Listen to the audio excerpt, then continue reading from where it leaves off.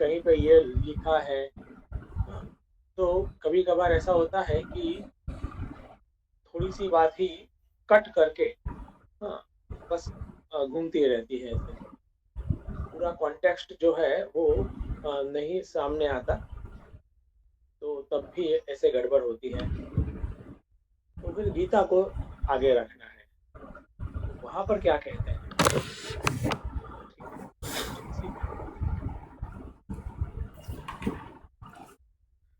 तो भगवान एक बात कहते हैं, मन और बुद्धि दोनों को मुझ में लगाओ।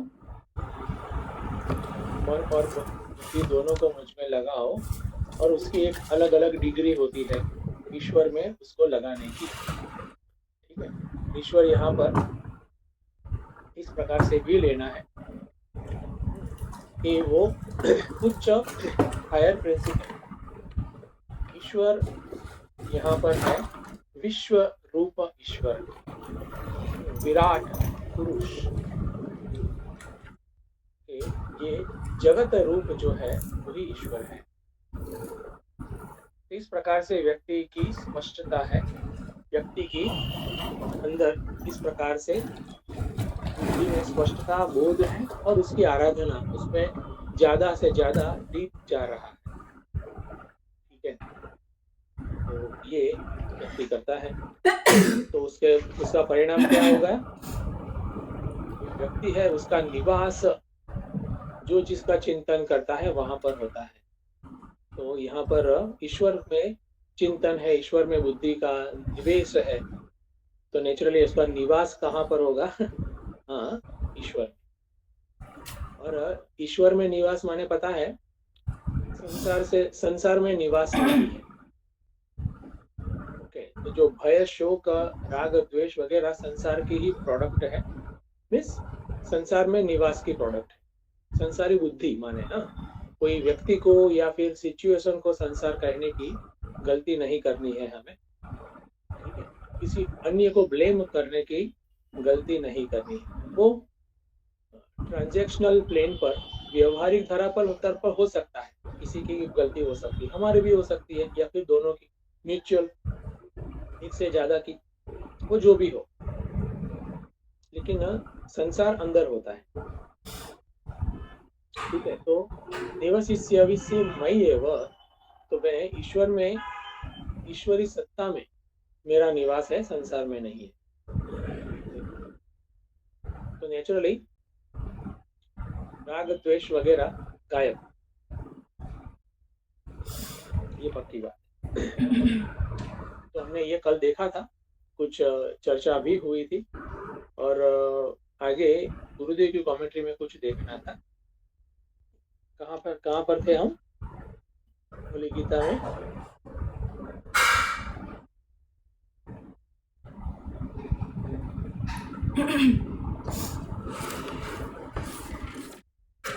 Anybody?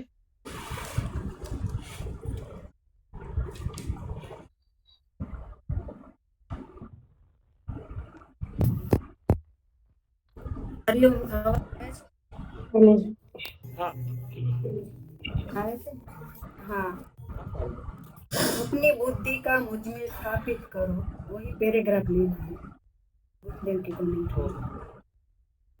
ठीक है, हाँ, 2 पैराग्राफ बाकी है। ठीक है, तो वो देख लेते हैं। मन को मुझ में स्थिर करो, बुद्धि को मुझ में स्थापित करो। तो मन और बुद्धि दोनों की बात भगवान ने की है।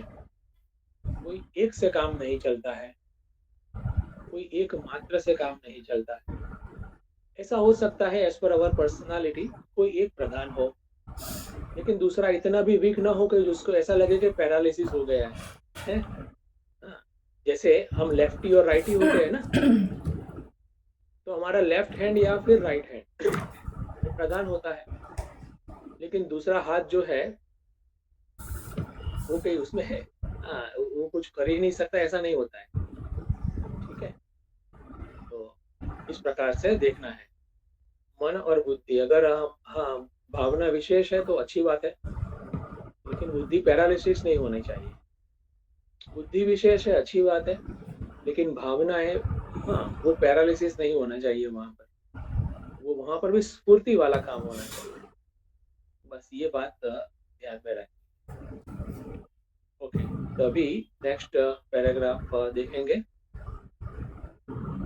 हरीश भाई।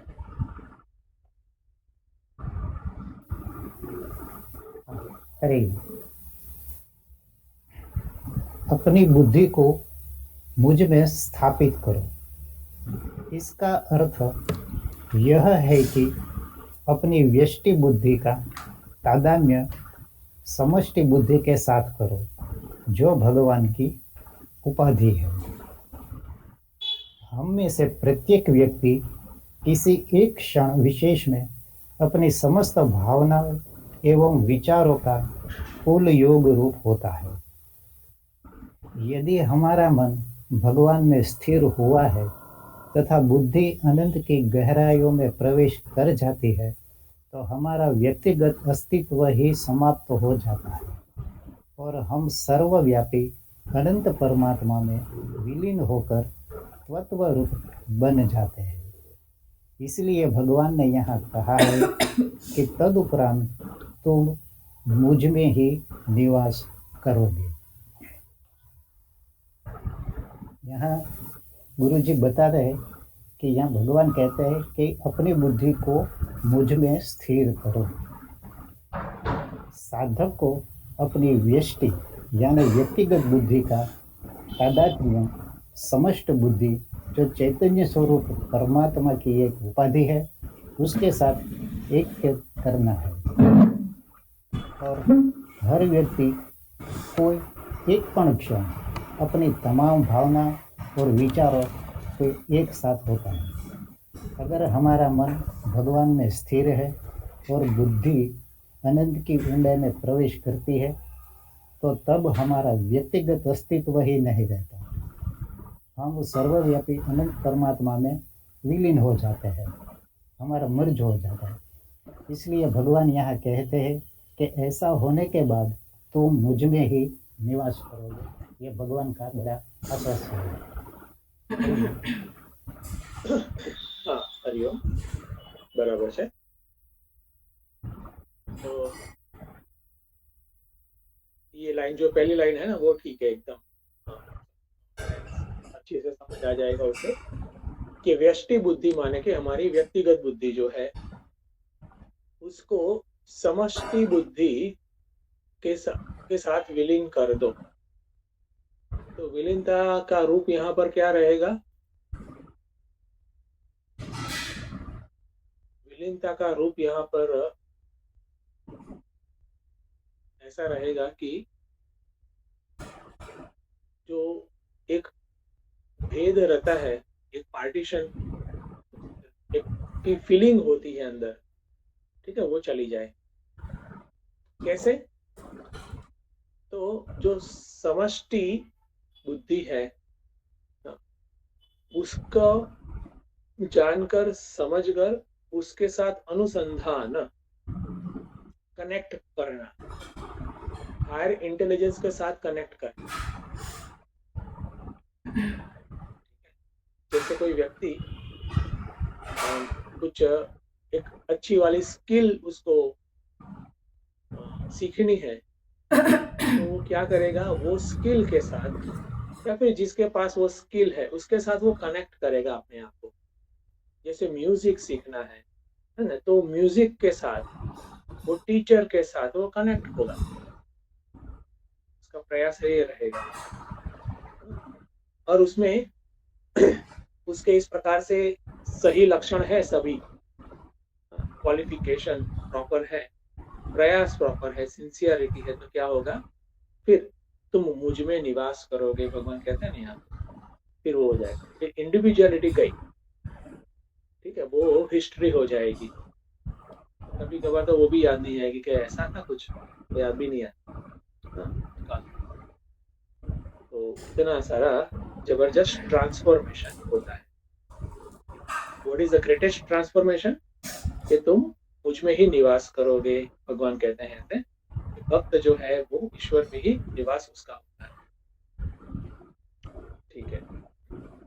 आगे बढ़ते हैं नेक्स्ट पैराग्राफ। डॉक्टर साहब,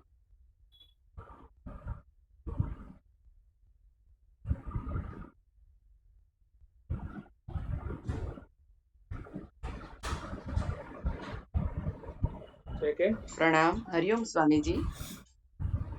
હા, એમના બદલે હું વાંચું સ્વામીજી. ओके। सत्य के मंदिर के द्वार पर मन में विक्षेप और संकोच के साथ खड़े हुए एक मर्त्य जीव को भगवान का यह कथन अतिशयोक्तिपूर्ण प्रतीत हो सकता है। उसका तो अपना नित्य का अनुभव यह है कि वह एक परिचिन्न मर्त्य व्यक्ति है जो सहस्रों मर्यादाओं से घिरा, असंख्य दोषों से दुखी और निराशाओं की सेना के द्वारा उत्पीड़ित किया जा रहा जीव है। इसलिए उसे विश्वास नहीं होता कि वास्तव में वह कभी अपने ईश्वरत्व के स्वरूप का साक्षात्कार भी कर सकता है। अतः एक दयालु गुरु के रूप में भगवान श्री कृष्ण स्पष्ट आश्वासन देते हैं कि इसमें संशय की कोई बात नहीं है। तो यहाँ गुरुदेव ने, भगवान श्री कृष्ण ने हमें बहुत ही अच्छी राह दिखाई है और हमें बड़ा सा आश्वासन तो नहीं लेकिन एक प्रॉमिस दिया है कि ऐसा करते हो तो तुम मुझको ही पाओगे। तो ગુજરાતીમાં જેને સાબિતી કહેવાય, ભગવાને લખીને કહી દીધું કે આવું કરશો તો આવું જ થશે। सत्य के मंदिर के द्वार पर, तो मन में जो जीव कैसा है, तो मन में विक्षेप है, संकोच है, अपने आप को वह, हमारी जो मर्यादाएं है ना, वो गुरुदेव ने यहाँ बताई है कि जीव अपने आप को कैसा मानता है, अपूर्ण, विनाशी और मर्त्य। तो ये हमारा नित्य का अनुभव है कि अपने आप को हम परिचिन्न मानते हैं और हजारों मर्यादाओं से हम घिरे हैं। हमारे में असंख्य दोष है, अपने आप को दुखी, लाचार, बेसहाय, निराश ऐसा हम मानते हैं। लेकिन गुरुदेव कहते हैं कि ये सब हमारे में अवगुण है, मर्यादा है। इसलिए क्या होता है कि जो सच्चा ज्ञान है, अज्ञान ये हमारे में है, इसलिए हमें विश्वास ही नहीं होता है कि हम क्या है। और वास्तव में गुरुदेव ने यही बात यहाँ कही है कि एक दयालु गुरु के रूप में भगवान श्री कृष्ण हमें कहते हैं कि तुम ये अपने आप को ये छोटा मत समझो, ये सभी अवगुणों, मर्यादाओं से ऊपर उठो, और यदि तुम ऐसा कर सकते हो तो उसमें कोई संशय नहीं है कि तुम मुझको ही पाओगे। हरिओम, प्रणाम स्वामी जी। हाँ, हरिओम। ओके, तो ये बात क्लियर है।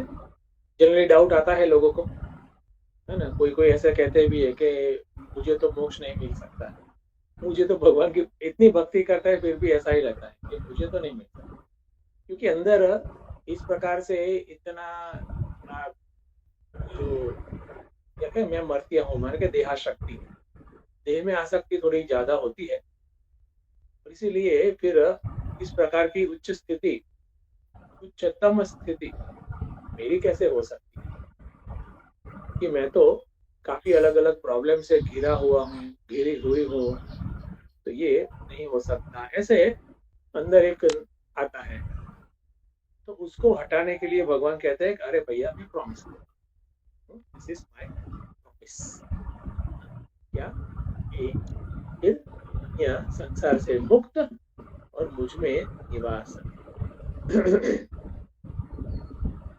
मुझ में निवास माने के जिसमें आपको सबसे ज्यादा दुनिया में प्रेम है उसमें निवास, ईश्वर,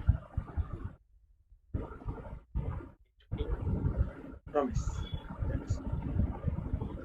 ओके, तो यहाँ पर हम ये श्लोका नंबर 8 तो कंप्लीट करते हैं।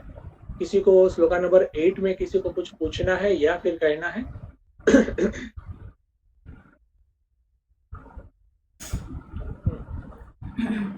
ओके, हाँ, हरिओम।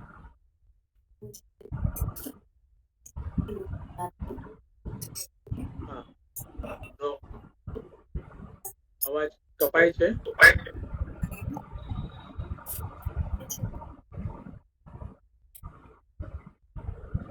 હા, અવાજ આવે છે? હા, હવે કઈક આવ્યો. ટ્રાય કરો.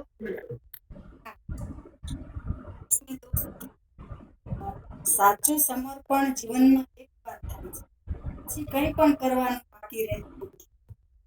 શાસ્ત્રએ શરણાગત ભાવ ભક્તિ યોગનું અંતિમ સાધન છે, જે જીવનમાં માત્ર એકવાર આવે છે. એ તો સૂત્ર છે. તો સૂત્ર છે.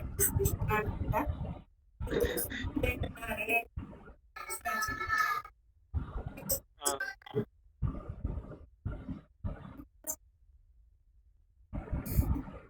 નથી આવતો અવાજ બરાબર.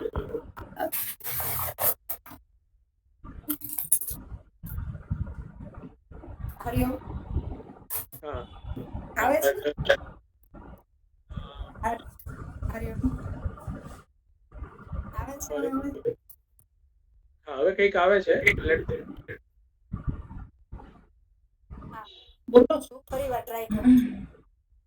સાચું સમર્પણ જીવનમાં એકવાર થાય છે, પછી કંઈ પણ કરવાનું બાકી નથી. શરણાગત ભાવ ભક્તિ યોગનું અંતિમ સાધન છે, જે જીવનમાં માત્ર એકવાર આવે છે. સંભળાય સમજ?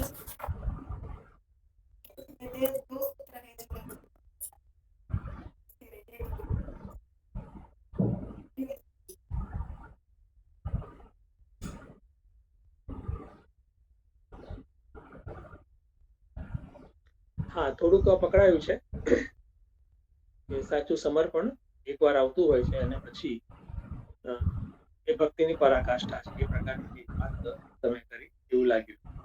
હા, સ્વામી. સરસ, બરાબર છે. ગુડ. ઓકે, તો હવે આપણે શ્લોકા નંબર 9 માં પ્રવેશ કરીશું.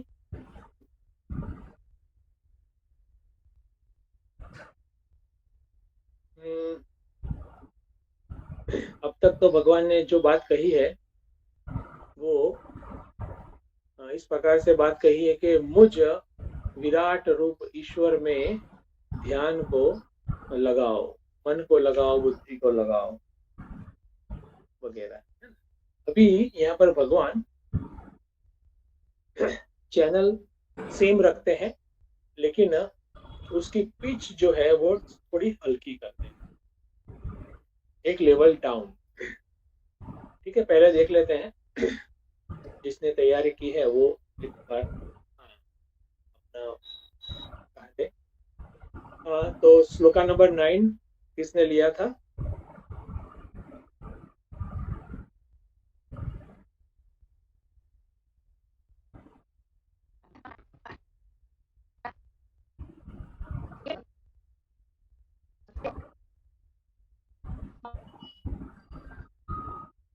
कुछ कौन है? आवाज ठीक से आ नहीं रही, मुझे ही ऐसा हो रहा है, सबको ऐसा हो रहा है।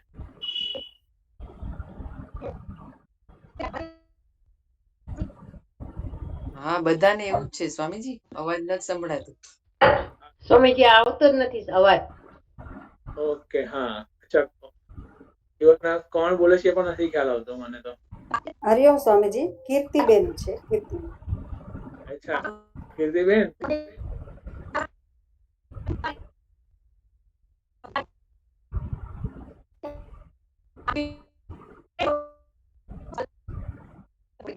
કીર્તિબેન, એક કામ કરો, ડિસ્કનેક્ટ કરીને પાછા કનેક્ટ થાઓ. Let us try.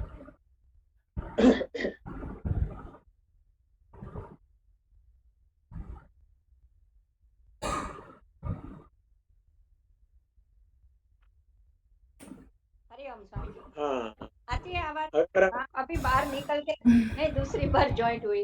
अच्छा, હવે બરાબર. हरिओम। हम्म, हाँ, 9 मैंने लिया है, ओके. उसका चैंटिंग करती हूँ। सचित चित्तं समाधातुं न शक्नोषि मयि स्थिरम् अभ्यासयोगेन ततः मामिच्छाप्तुं धनञ्जय। पदच्छेद करती हूँ। अथ चित्तं समाधातुं न शक्नोषि मयि स्थिरम् अभ्यासयोगेन ततः माम् इच्छ आप्तुं धनंजय। दूसरी बार तो देखें। अथ चित्तं समाधातुं न शक्नोषि मयि स्थिरम् अभ्यासयोगेन ततः माम् इच्छ आप्तुं धनंजय। अभी उसका अन्वय करो। हाँ। अथ या तो पहले उसका हे धनंजय। अथ चित्तं मयि स्थिरम् अथ चित्तं मयि स्थिरं समाधातुं न शक्नोषि ततः अभ्यास योगेन माम आप्तुम इच्छ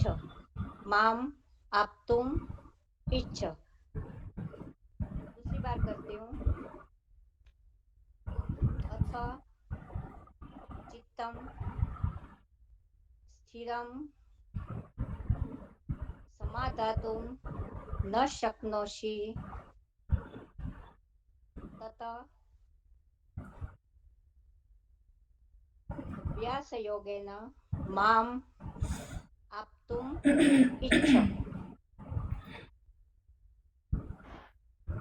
यहाँ स्वामी जी तव और त्वम ये शब्द लेके भी थोड़ा कर सकते हैं कि धनंजय बीच में भी ले सकते हैं। पहले भी संबोधन में हे धनंजय अथ तव चित्तम मयि स्थिरम समाधातुम न शक्नोषि तर्हि अथवा तो ततः त्वम अभ्यास योगेन माम आप्तुम इच्छ। ऐसे भी कर सकते हैं। हाँ वो सही है। ये सबको अन्वय ठीक रहा?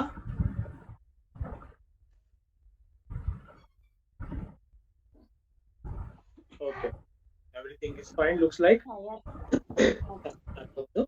कीर्ति में श्लोक में भगवान कहते हैं कि यदि तुम पहले बताए हुए साधन अनुसार मुझ विश्व रूप में अपने मन को या तो चित्त को या तो निष्कंप अचल करने में समर्थ नहीं हो तो हे धनंजय अभ्यास योग द्वारा तू मुझे विश्व रूप को प्राप्त करने की इच्छा कर या तो प्रयत्न कर। तो यहाँ भगवान ने अर्जुन को धनंजय शब्द से संबोधन किया है क्योंकि अर्जुन ने अनेक राजाओं को युद्ध में जीतकर संपत्ति प्राप्त अर्जुन ने की थी। तो वैसे भगवान कहते हैं कि ये सगुण रूप निर्गुण रूपी संपत्ति भी प्राप्त करने का प्रयत्न कर। तो यहाँ अर्जुन को धनंजय शब्द से संबोधन किया है। और अगले श्लोक में बताया कि मय्येव मन आधत्स्व मुझ में तेरा मन को स्थापित कर निश्चय रूपा बुद्धि को मुझ में जोड़ तो मुझे अवश्य प्राप्त करोगे तू संशय नहीं है। ऐसा कहा लेकिन बुद्धि की सूक्ष्मता मन की एकाग्रता से सगुण रूप का और पारमार्थिक स्वरूप जानने में अर्जुन को असंभव जैसा लगा कठिन लगा। तो कृष्ण परमात्मा अन्य उपाय भी बताते हैं कि जो तुझे ऐसा कठिन लगता है असंभव लगता है तो विश्व रूप में चित्त यानी के मन बुद्धि दोनों का अभी दोनों पैरेलल चलती है तो चित्त यहाँ शब्द प्रयोग किया है। मन बुद्धि के बिना ये चित्त जो चिंतन करता है, तो मन बुद्धि दोनों को स्थिर करने में कठिनाई तुझे लगती है तो किसी आलंबन, जैसा कि कोई मंत्र का आलंबन, चित्र का आलंबन, ओमकार या मूर्ति या इष्ट देव, इसका आलंबन लेके इसमें अपना ध्येय मानकर चित्त को, मन को सभी ओर से खींचकर, चारों ओर से मोड़कर मनोवृत्तियों का नियंत्रण करके बारंबार बार बार उसी में स्थापन कर। ये अभ्यास रूप योग है।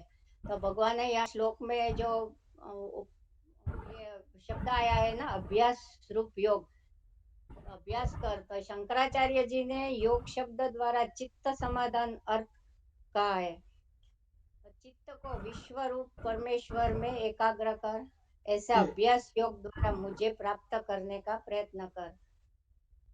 चित्त को ध्येय विषय में बारंबार पुनः पुनः उसको गुण दर्शन दिखाकर बुद्धि में तो निश्चय होगा, मन एकाग्र होगा और शिस्तबद्ध होगा।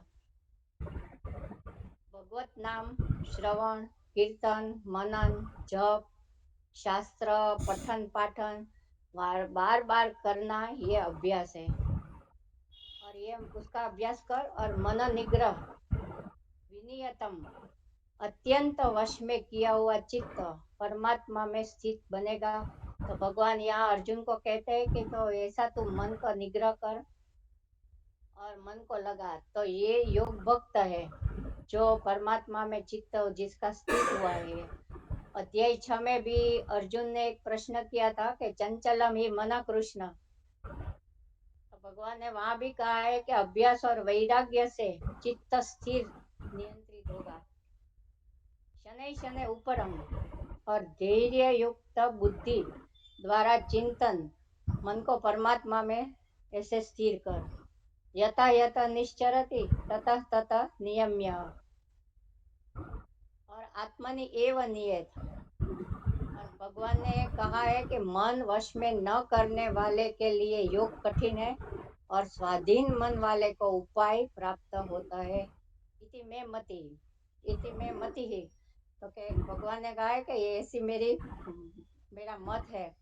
तो भगवान भी कहते हैं कि स्वाधीन मन वाले को ही ये उपाय प्राप्त होता है। तो आगे अगले श्लोक में जो कहा है ना कि यदि उसको जो कठिन है, ये साधना कठिन लगती है, तो ऐसा मन को दूसरा उपाय है, तो मन को ऐसे स्थापित कर और आलंबन लेके स्थापित कर। तो अंत में कहते हैं कि यदि जीवन में कोई वस्तु निश्चित स्थापित करने के लिए, जीवन में स्थान देने के लिए दैनिक कार्यक्रम में उसको समाविष्ट करने से ही जीवन का हिस्सा बनता है, यही अभ्यास योग कर सकते हैं।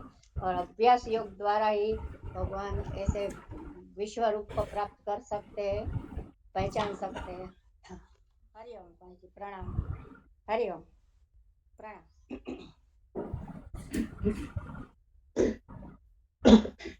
हाँ कीर्ति बहन, हाँ गुड, ठीक है। तो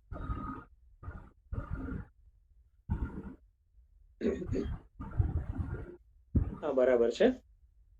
अभ्यास योग एक नया यहाँ पर एक कड़ी जोड़ी, ये शब्द पहले भी यूज हुआ है, यस वो भी है। अभ्यास न तो कौन्तेय वैराग्येण च गृह्यते।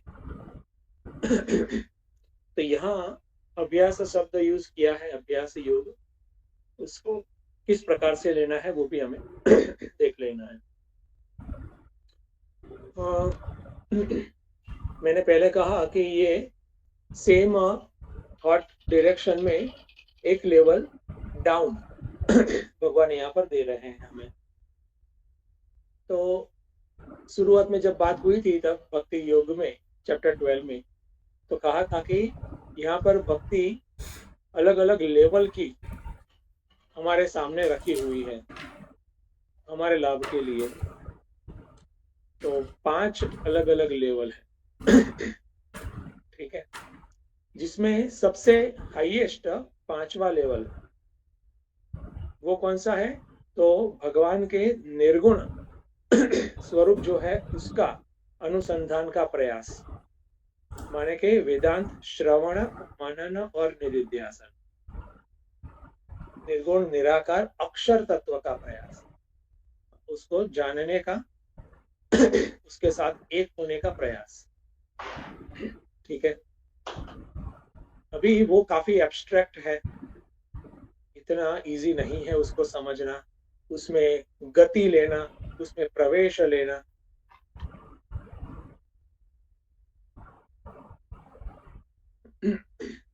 तो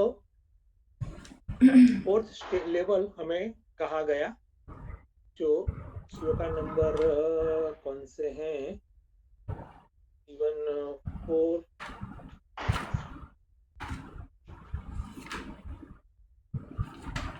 8, 4, 5, 6 सब इस प्रकार से ही बात हुई है।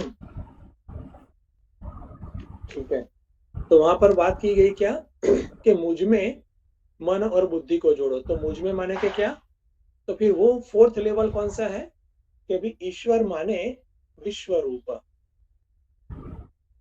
पूरी सृष्टि जगत ईषधि युक्त सेवनम अष्टमूर्तिभृत देव पूजनम। तो वहां पर भी पूजा है, आराधना है भगवान की, लेकिन भगवान की मूर्ति क्या है, अष्टमूर्ति माने के पूरी सृष्टि। ठीक है, तो अभी वो करो, सभी भक्ति है। हाँ, तो यहाँ पर वेदांत का अद्वैत जो तत्व है उसका अनुसंधान का प्रयास भी भक्ति ही कही गई।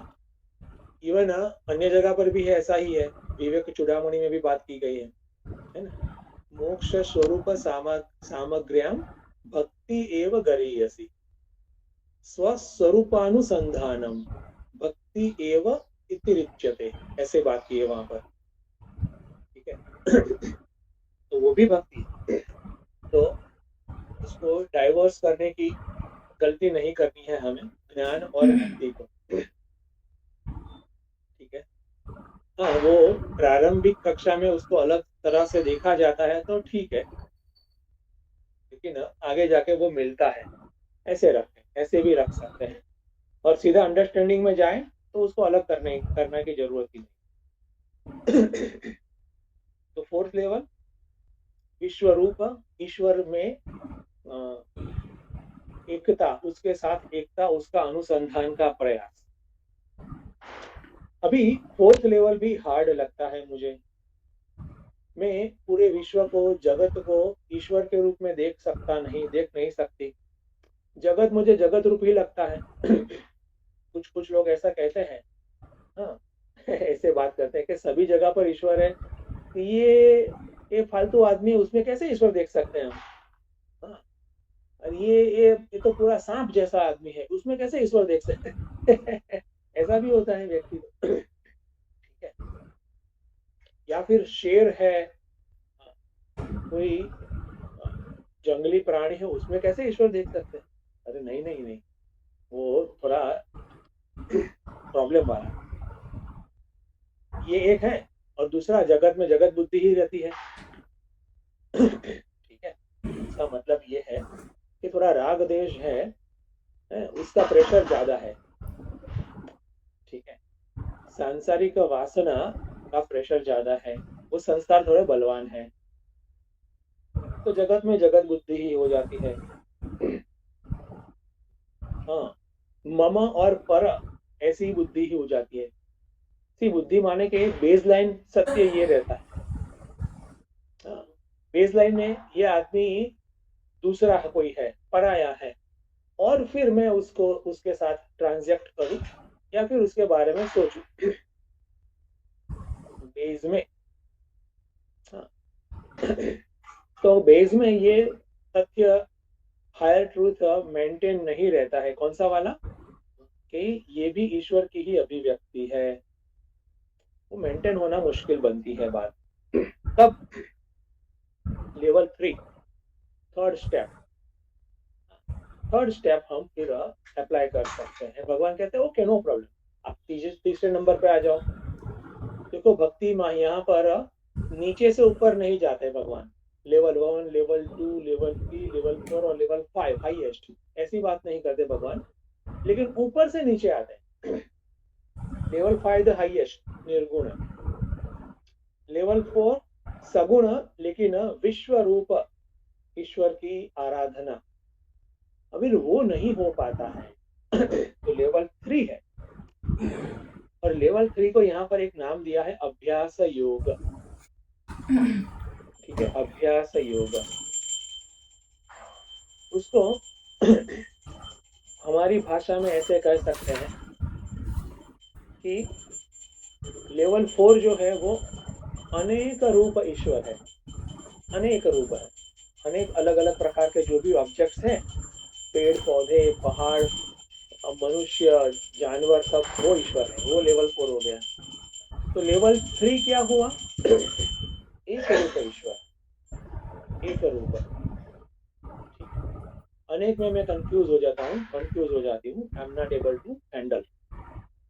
तो फिर कोई बात नहीं, भगवान कहते हैं कोई बात नहीं, सिंगल, एक रूप, एक पर्टिकुलर मूर्ति में, एक पर्टिकुलर वस्तु में ईश्वरी भावना बनाओ, स्थिर करो। That is level 3। ठीक है, और अभी देखो ये लेवल 3 की बात है तो हमारे पास पूरी बड़ी वाली वैरायटी है। हिंदू धर्म में तो इतनी सारी वैरायटी है, बात मत पूछो, इतने सारे देवी और देवता है। और देवी और देवता में भी वैरायटी है। अगर माता जी लेते हैं तो कितने सारे अलग अलग रूप है माता जी के। ठीक है, दुर्गा माता है, सरस्वती माता है, पार्वती जी है, अम्बा माता है, वो अलग अलग अलग प्रकार से, हिंगराज माता और कोडियार माता और सिकोतेर माता, और अभी मुझे याद भी नहीं आता, इतने सारे माता जी है हमारे पास। ठीक है, ये शक्तिपीठ है 52 52 शक्तिपीठ, उसमें से एक हिंगराज माता मैंने जो बोला।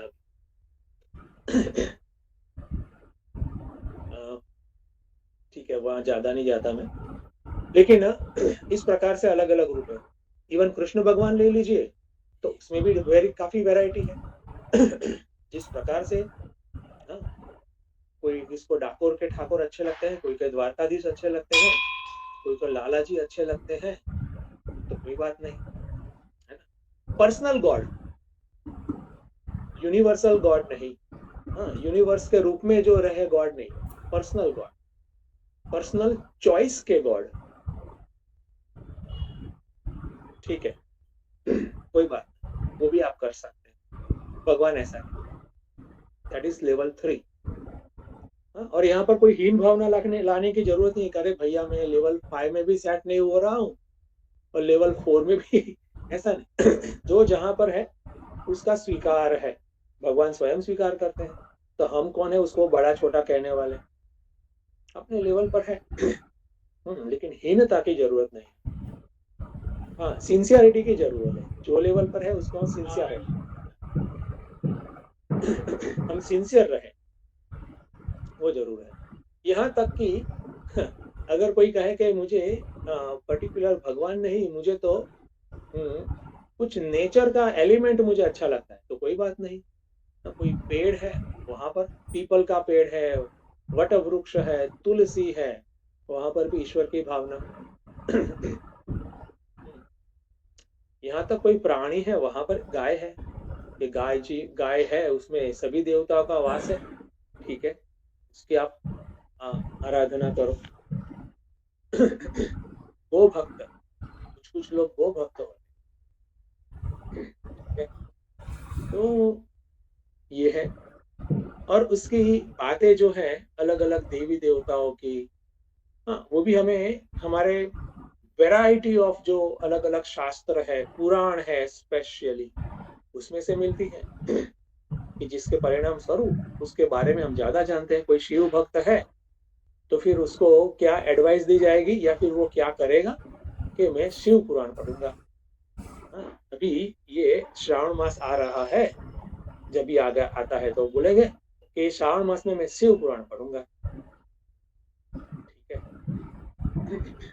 तो क्या होगा, शिव जी का जो भी चरित्र है उसको जानने से व्यक्ति के अंदर शिव जी के बारे में एक भाव ज्यादा बढ़ेगा, भक्ति बढ़ेगी। देखो, है ना। तो ये पूरा जो लेवल 3 है ना, हमारे हिंदू धर्म में और हमारे समाज में भी काफी प्रचलित है। देखो आप, तो देखो गीता में अगर ये 5 लेवल में उसको सेट करना है तो कहाँ पर सेट करेंगे वो आपको अभी मिल गया, ठीक है। सभी प्रकार के देव देवी, भगवान, अवतार, उसकी जो पूजा आराधना, उसमें भक्ति का प्रयास, उसका कीर्तन, उसका स्मरण, उसका जप, सब यहाँ पर आएगा। बढ़िया है ना। यहाँ तक कि कोई प्रतीक विशेष में हम हमारी आस्था को, हमारी भक्ति को केंद्रित करते हैं, बढ़ाते हैं। जैसे शिव जी का फोटोग्राफ या मूर्ति नहीं है, शिवलिंग है, शालिग्राम है, या फिर कोई दूसरा प्रतीक विशेष है, जैसे श्री यंत्र हो गया। काफी अलग अलग प्रकार के यंत्र है, उसमें से एक श्री यंत्र सबसे फेमस वाला है, तो वो हो गया, तो कोई उसकी आराधना करता है। पहले तो ऐसा भी होता था कि दीपक को ही आराध्य के रूप में रखते थे, उसको माता जी के रूप में, शक्ति है ना, ऐसे देखते थे। तो ये भी हो गया आराध्य। तो ये सब हो गया अभ्यास योग। अनेक प्रकार के आलंबन, और ये आलंबन देखो यहाँ पर हमारे हिंदू धर्म की विशेषता है, ठीक है। क्या ये आलंबन बढ़ सकते हैं, यू कैन ऐड, कोई बात नहीं, प्रतीक जो है बढ़ सकते। जैसे कोई जैसे शिवानंद जी महाराज, दिव्य जीवन संघ, तो उनको काफी लोग गुरु के रूप में वहां पर भगवान शिवानंद ऐसा भी कहते हैं, ऐसे बोल। तो फिर वहां पर ही सब उनका जो शिष्य है उसका चित्त केंद्रित हो गया वही आधार में, परफेक्ट, कोई बात नहीं, ठीक है। तो अपने गुरु में, महापुरुष में, काफी जो ठाकुर भक्त है रामकृष्ण परमहंस, तो उनको ही अवतार विशेष के रूप में देखते हैं, परफेक्ट है। देखो ये बड़ी बात है। तो कोई रूप विशेष में ईश्वर बुद्धि करना, और वो ईश्वर बुद्धि भक्ति जो है उसका संवर्धन करना, ठीक, वो जरूरी है। और वो रूप विशेष, वो नाम विशेष, योर चॉइस, भगवान कहते हैं। मैं नहीं कहता, भगवान कहते हैं कि मैं आपको नहीं बोलूंगा कि ये इसको भजो, या फिर मैं 5 ऑप्शन देता हूं, 5 में से ही लेना है, नथिंग, नथिंग। देखो इसीलिए हमारे धर्म में इस प्रकार से कोई झगड़ा भी नहीं होता है कि भैया आप तो गणेश जी को भजते हो, हमारे हनुमान जी को नहीं भजते, नथिंग। अगर जो करता है उसको व्यक्ति नादान देखते हैं, जो ज्ञानी लोग हैं, महात्मा लोग, उसको नादान के रूप में देखते हैं। व्यक्ति है या फिर ग्रुप है, वो नादान है, इमैच्योर है, कि रूप विशेष को लेकर आप झगड़ा करते हो, पक्षपात करते हो, ठीक है। मैं उसको भी कनेक्ट कर लेता, ठीक है। और इसलिए इस प्रकार की जो सोच है वो टिकती नहीं है ज्यादा, क्योंकि बेस में ये सत्य है, ये अभ्यास योग हो रहा है, और उसमें रूप विशेष का जो हक है, चॉइस है, वो भक्त की है। ठीक है, तो मैंने 2-3 पॉइंट साथ में कनेक्ट कर दिए। लेकिन ये 5 जो हायरार्की है, 5 लेवल्स है, उसको अच्छे से समझना है, धारण करके रखना है। और सभी भक्ति के रूप, देखो झगड़ा वहां पर भी नहीं है, ना समझी में ही झगड़ा होता है, ना समझी में ही सब मन में विरोधाभास होते हैं कि ये तो ऐसे है, वो ज्ञानी ज्ञानी करते हैं, कुछ नहीं, वो गलत है। ठीक है, वो भी भक्त है अगर वो सही तरीके से व्यक्ति करता है। ठीक है, वो तो देखना ही होता है, हर व्यक्ति की जवाबदारी है, जिम्मेदारी है, पर्सनल रिस्पॉन्सिबिलिटी कि मेरी भक्ति जो है वो सही हो। हाँ, 100% शास्त्र सम्मत बने, गीता सम्मत बने, वो देखने की जवाबदारी मेरी। मनमानी वहां पर नहीं चलती। ठीक है, देखो मैं कनेक्ट कर रहा हूँ काफी चीजों को, पकड़ ले जितना पकड़ सके। तो लेवल 5, लेवल 4 और लेवल 3 यहाँ पर उस चीज को कहा है अभ्यास योग। ठीक है, और लेवल 3 में ये वैरायटी ऑफ देवी देवता, वैरायटी ऑफ पूजा आराधना, वैरायटी ऑफ उपासना पारायण, वैरायटी ऑफ मंत्र, किसी के इष्ट मंत्र ही होते हैं सिर्फ, देखो वो भी होता है, वैरायटी ऑफ मंत्र, वैरायटी ऑफ यंत्र, वैरायटी ऑफ तंत्र, सिस्टम्स, बेसिकली साधना पद्धति, उपासना पद्धति, उसमें उसकी निष्ठा है, खत्म बात, बस इनफ है। ठीक है, हाँ लेकिन मैंने कनेक्ट क्या किया कि दूसरे की निष्ठा है जो मुझसे अन्य है, उसमें कुछ गलत भाव नहीं होना चाहिए, वो उसकी निष्ठा है। ठीक है, तो ये पूरी जो वैरायटी है यहाँ पर अभ्यास योग में खुलती है। सिंपल बात है कि जो विश्व रूप ईश्वर है उसमें से पर्टिकुलर एक को मैंने चुना, एक या ज्यादा, चलो प्राइमरी तो एक ही होते हैं ना, इस प्रकार से आगे बढ़ते हैं। हमारा मन कहीं पे लगता है, फिर चाहे हम राम जी को भी प्रणाम करें, कृष्ण भगवान को भी प्रणाम करें, और मेरी आस्था शिव जी में बनी है थोड़ी डीप, नेचुरली, प्रेम पूर्वक, ज्यादा कोई बात नहीं।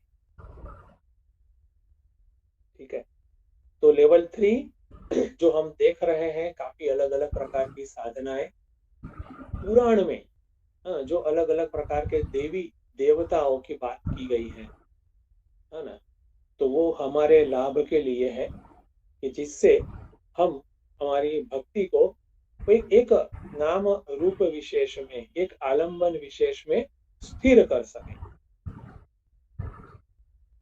ठीक है, अभी मैं श्लोक के शब्द के साथ कनेक्ट करता हूँ। अभी ये बात मैंने एक कर दी है। नाउ थोड़ी एक और बात, मैंने कहा ना कि एक आलंबन विशेष में हमारी मति को, हमारी बुद्धि को, हमारे मन को स्थिर करना, उसके लिए लेवल 3 है। तो लेवल 3 क्यों दिया, वाई लेवल 3 इज गिवन, क्योंकि लेवल 4 जो है उसमें स्थिर नहीं रह सकता साधक। देखो यहाँ पर ऐसा ऐसी बात नहीं है, अभी भी हम ऐसी भावना हमारी हो सकती है, हाँ हाँ ईश्वर जो कितने अलग अलग रूप में मेरे सामने प्रकट हुए हैं, इस प्रकार से साधक की भावना हो सकती है। आकाश को देखकर वो व्यक्ति भाव विभोर हो सकता है। ठीक है,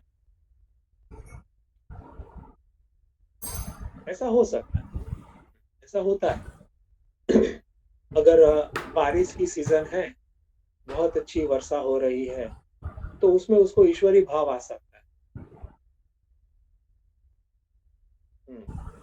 ठीक है, कहीं पे नदी किनारे एकांत में जाते हैं तो उसमें भी एक भावना बनती है। हाँ हाँ, इतनी बढ़िया दिव्यता है यहाँ पर, ईश्वरी भाव आ सकता है, आता भी है प्रायः। चलो, मैं इस प्रकार के साधक की बात कर रहा हूँ, ठीक है। लेकिन वो स्थिर नहीं रहता।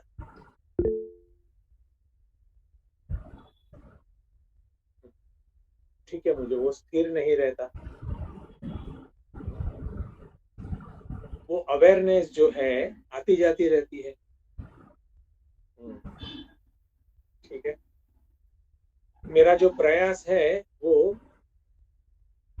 वैश्विक ईश्वरी चेतना के साथ कनेक्ट करने का मेरा प्रयास है।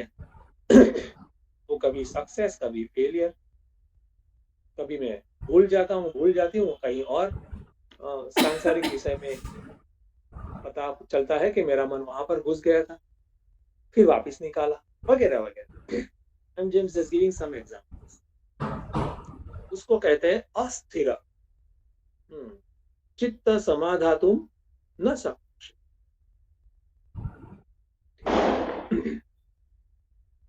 चलो, सत्संग की ही बात कर लेते हैं वंस अगेन। कि सत्संग हो रहा है, अभी श्रवण हो रहा है क्लास में, और सुनते सुनते हमारा मन कहीं और चला गया, या फिर थोड़ा ऐसे डोजिंग आ गया, यस बोल दिया, यस यस यस, फिर लगा कि अरे अरे वापिस लाओ मन को, या फिर जागो जागो, ऐसा होता है। उसको कहते हैं अस्थिर। स्थिर का मतलब क्या है? 1 घंटा कहाँ गया पता ही नहीं चला, दैट इज स्थिर। एग्जाम, ठीक है। तो चित्त जो है वो उच्च हायर कॉन्शियसनेस में लगाना मुश्किल लगता है, हमेशा नहीं लगता। वन, मुश्किल लगता, दूसरा लगता है तो हमेशा नहीं लगता। और उसमें ही वैरायटी, कब स्लिप हो गया पता ही नहीं चला, ठीक है। फिर वापस में लगा तो वो आता जाता रहे, ठीक है। तो भगवान यहाँ पर कहते हैं कि कुछ और करना चाहिए, ठीक है। कुछ और क्या करना चाहिए, मैं कल है ना हमारा, कल बताऊं, ठीक है। ये श्लोक में कुछ और भी दिया गया है। माम इच्छा, माम तुम इच्छा, वो बढ़ाओ, इसकी बात है, ठीक है। मेरे ख्याल से वो मैं कल ही देखूंगा। अगर किसी का कुछ अभी प्रश्न है तो छोटा वाला मैं देख सकता हूँ, उसको हम हैंडल कर सकते हैं। आज मैंने जितना कहा उसके बेस पर, अभी ये श्लोक कल बाकी का कल देखेंगे। एनीबॉडी?